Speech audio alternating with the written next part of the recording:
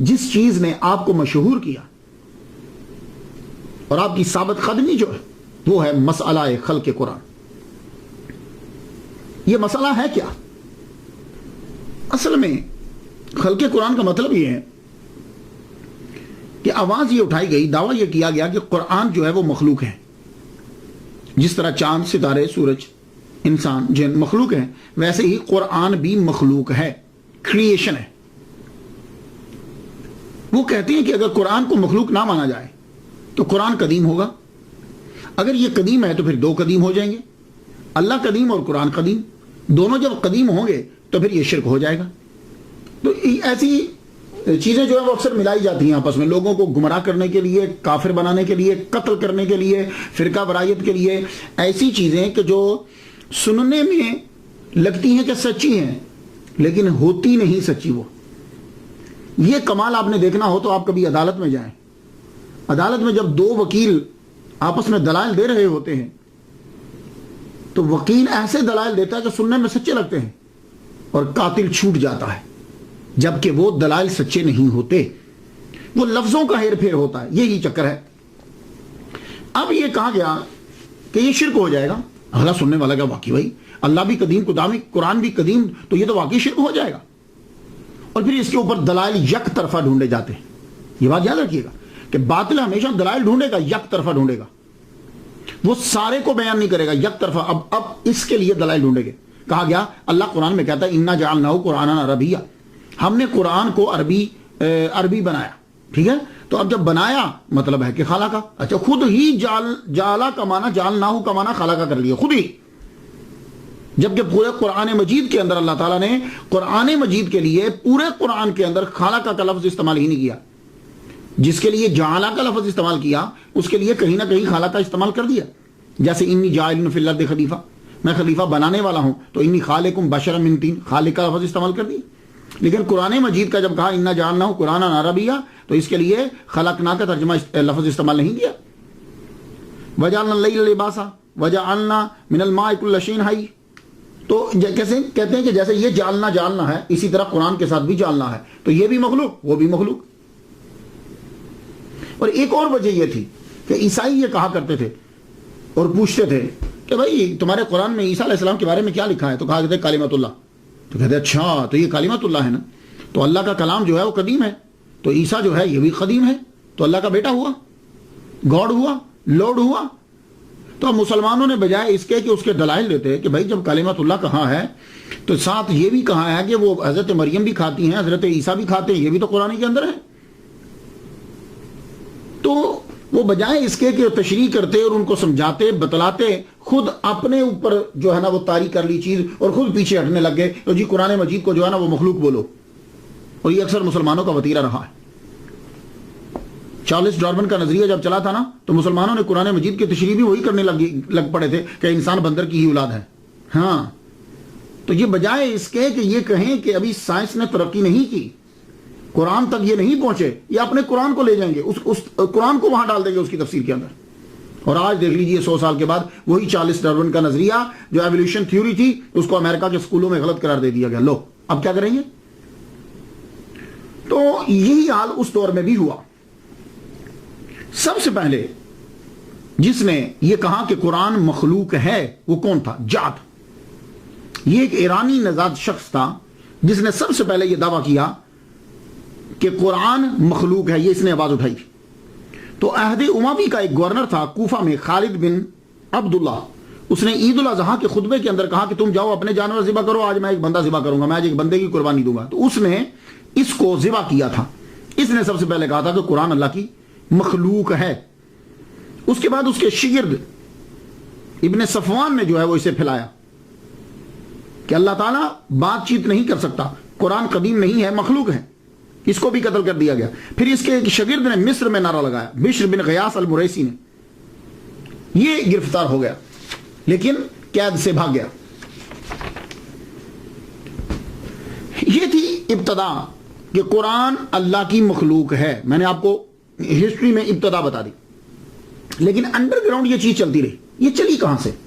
اب مجھے نہیں معلوم کہ اس کے پیچھے اخلاص تھا، نیت ٹھیک تھی، یا اس کے پیچھے کوئی اور تھے. لیکن اثرات جو ہیں وہ بہت گندے تھے، اور یہ کوئی مسئلہ اتنا ضروری نہیں تھا کہ جس کو اتنے بڑے پیمانے پر اٹھایا جاتا، یہ اتنا ضروری نہیں تھا۔ اب یہ پھیلا کب؟ دیکھیے باطل فرقہ جب اٹھے گا اس کی پہلے یہ کوشش ہوگی کہ میں بادشاہ کو پکڑوں۔ بادشاہ کی حمایت کے بغیر باطل فرقہ کبھی پنپ نہیں سکتا، تو اس لیے باطل لوگوں کی سب سے پہلے حتی الامکان کوشش ہوتی ہے، اولی ترجیح یہ ہوتی ہے کہ ہمارے ہاتھ میں کسی جگہ کا، کسی ملک کا، کسی علاقے کا بادشاہ اور بڑا بندہ آ جائے، وہ پھر اس کو کسی نہ کسی طریقے سے کوئی نہ کوئی حربہ کر کے اس کو ضرور قبضے میں کریں گے۔ ہارون الرشید تک تو یہ بات چلتی رہی، لیکن دبے طریقے سے۔ مامون الرشید کی جب حکومت آئی تو مامون کے دربار کے اندر تمام کے تمام ایرانی تھے، فارس کا اس کے اوپر اثر و رسوخ تھا، دربار کے اندر ہر شعبے کے اندر یہ جو غیاث تھا نا، یہ مصری، یہ تیسرے نمبر پہ جو قید سے بھاگ گیا تھا، یہ مامون کے دربار میں پہنچ گیا۔ مامون الرشید کے دربار میں جب پہنچا اپنے ایرانی اثر و رسوخ کی وجہ سے، جب وہاں یہ پہنچ گیا تو وہاں اس کو پھر مل گیا اصحاب عدل و توحید کا بانی، یہ ان کی جماعت کا نام تھا۔ اس کا بانی کون تھا؟ احمد بن ابی داؤد معتزلی۔ یہ دونوں نے مل کر مامون الرشید کے کان بھرنے شروع کر دیا۔ مامون الرشید کا اتنا نالج نہیں تھا، اس کو توحید کی آڑ میں رکھ کر اس شخص کو گمراہ کر دیا انہوں نے۔ اور یہ بات یاد رکھیے گا کہ جب بھی کبھی مسلمانوں کو گمراہ کرے گا تو توحید کی آڑ لے گا۔ یہ ایک ایسا مسئلہ ہے کہ شیطان نے بھی توحید کی آڑ لے کر نبی کی توہین کی تھی، اور یہ توحید کی آڑ لے کر پھر گمراہ کیا جاتا ہے۔ تو تب بھی یہی ہوا کہ سب سے پہلے جماعت بنائے گی، جماعت کا نام تھا اصحاب عدل توحید، یہ یعنی عدل اور توحید کے اصحاب، یہ جماعت تھی۔ اور اس کا بانی کون تھا؟ اس کا بانی جو ہے وہ احمد بن ابی داؤد معتزلی۔ مامون الرشید کے جب کان بھر دیے گئے تو مامون الرشید کو یہ بتایا گیا کہ دیکھیے قرآن مجید جو ہے یہ اللہ تعالیٰ کی مخلوق ہے، اللہ تعالیٰ جو ہے یہ بول نہیں سکتا، ہاں وہ یہ کرتا ہے کہ وہ حکم دیتا ہے تو گویائی پیدا کر دیتا ہے۔ وہ اس نے حکم دیا تو قرآن لوح محفوظ پہ پیدا ہو گیا، اس نے حکم دیا تو قرآن جبریل علیہ السلام کی زبان پہ پیدا ہو چل پڑا، اس نے حکم دیا تو یہ قرآن جو ہے یہ مخلوق ہے۔ اگر مخلوق نہیں مانو گے تو پھر یہ بھی قدیم ہو جائے گا، تو جب دو قدیم ہو جائیں گے تو توحید اڑ جائے گی۔ مامون الرشید کہنے لگا ہونا توحید خراب نہیں ہونی چاہیے، کیونکہ اللہ تعالیٰ سب کچھ معاف کر دیتا ہے، شرک معاف نہیں کرتا۔ تو وہ یہ نہیں سمجھا کہ ان دونوں کے پیچھے خباثت کیا ہے۔ تو جب مامون الرشید نے اسے تسلیم کر لیا تو مامون الرشید نے کیا کیا، تمام فقہاء علماء کو بغداد میں بلا لیا۔ جب فقہاء علماء کو بلایا تو بلا کر مناظرے شروع ہو گئے۔ مناظرے جب شروع ہوئے تو مامون الرشید کے ابتدائی دور تک جب تک وہ بغداد میں تھا صرف مناظرے ہی ہوتے تھے۔ یہ معتزلی بیٹھا رہتا تھا، فقہاء اہل سنت و جماعت آتے تھے تو وہ آ کر مناظرے ہوتے، یہ اپنی چرب زبانی استعمال کرتا، فلسفہ استعمال کرتا، وہ اپنے دلائل دے کر جو ہے وہ چلے جاتے، بات اتنے تک ہی تھی۔ لیکن مامون الرشید جو ہے وہ بیمار ہو گیا، بیمار ہونے کے بعد اس نے بغداد چھوڑ دیا اور وہ چل پڑا۔ جب وہ بغداد سے چلا گیا، اس کے بعد اس کے ابتدائی دور کے اندر آپ دیکھیے گا، جائیے جا کر تواریخ پڑھ لیجئے، آپ کے آخری دور کے اندر بغداد سے جب روانہ ہوتا ہے تو اب اس کے خطوط جاری ہوتے ہیں، آرڈر جاری ہوتے ہیں، علماء پر سزائیں جاری ہو گئی، علماء کو سزا دینے لگ گئے، سزا دینے کی آرڈر، سختی۔ تو وہ آپ ذرا غور سے پڑھیے گا، میں آپ سے یہ کہوں گا کہ آپ ان خطوط کو پڑھیے۔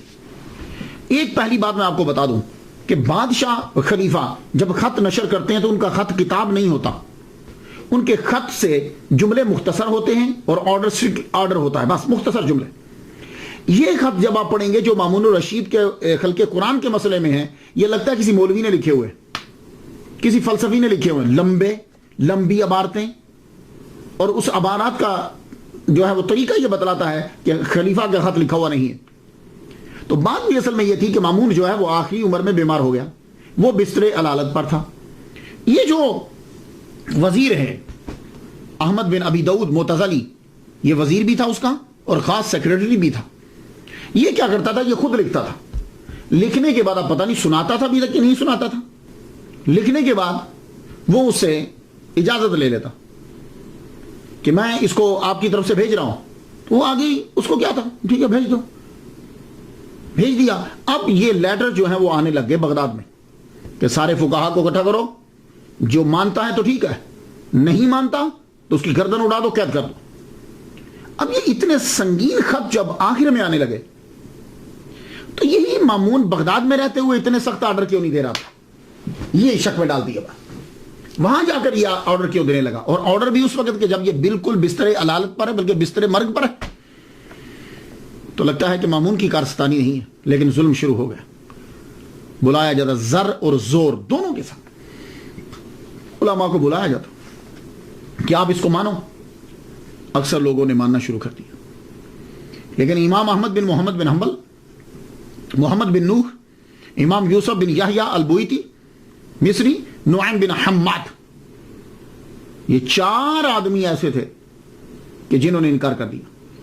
امام احمد بن محمد بن حنبل، محمد بن نوح رستے میں ان کا وصال ہو گیا۔ امام یوسف بن یحییٰ البویتی، ان کا بھی وصال جو ہے قید کے اندر ہو گیا۔ نعیم بن حماد، ان کا وصال جو ہے واسق باللہ کے دور میں قید میں ہو گیا۔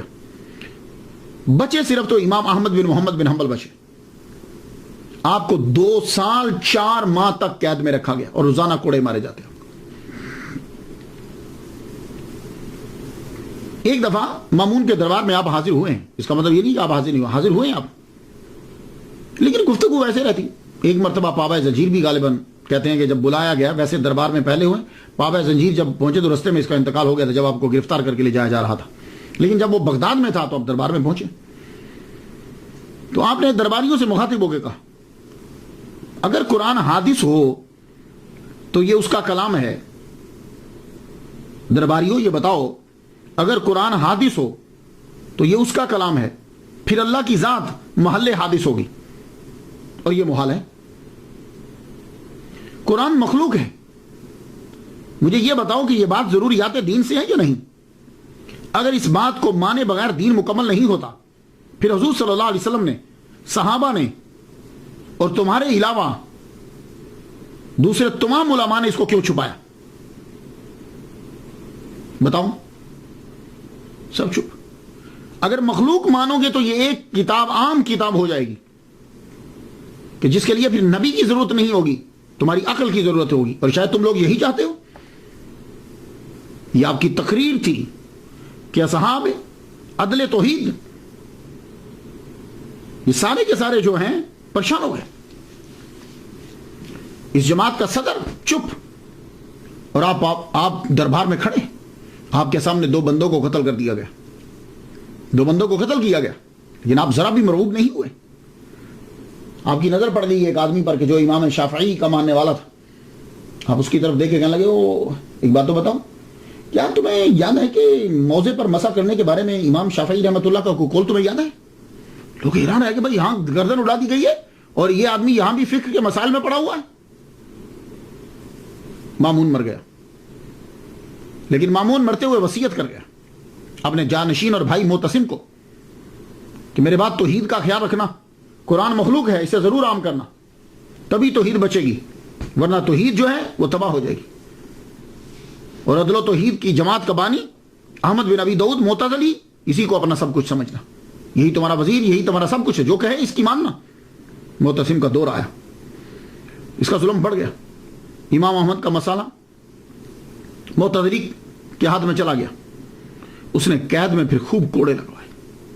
ایک آدمی تھک جاتا دوسرا مارنے لگ جاتا، دوسرا تھک جاتا تیسرا مارنے لگ جاتا، اور جب آپ مار کھاتے کھاتے بے ہوش ہو جاتے تو تلوار کی کوچ سے آپ کو اٹھایا جاتا، یوں مار کے اٹھو۔ اللہ اکبر، 1.5 سال تک آپ کو روزانہ پیٹا گیا۔ آپ اندازہ کیجئے 1 سال 6 ماہ تک آپ کو روزانہ پیٹا گیا، اور جب دیکھا کہ لوگوں کے اندر اب اثر جو ہے وہ غلط پڑنے لگ گیا، کہیں لوگ خلاف نہ ہو جائے، چھوڑ دیا گیا آپ کو۔ آپ جب گھر آئے تو جسم کا کوئی حصہ نہیں تھا جو پھٹا ہوا نہیں اور کٹا ہوا نہیں۔ کئی ماہ تک آپ کا علاج ہوتا رہا۔ جب آپ ٹھیک ہوئے تو جامع مسجد میں آئے، جامع مسجد میں آئے تو اب پتا چلا کہ بھئی لوگ تو جوک در جوک اکٹھا ہونے لگ گئے، گورنمنٹ کو پریشانی ہوگی، حکم جاری کیا گیا۔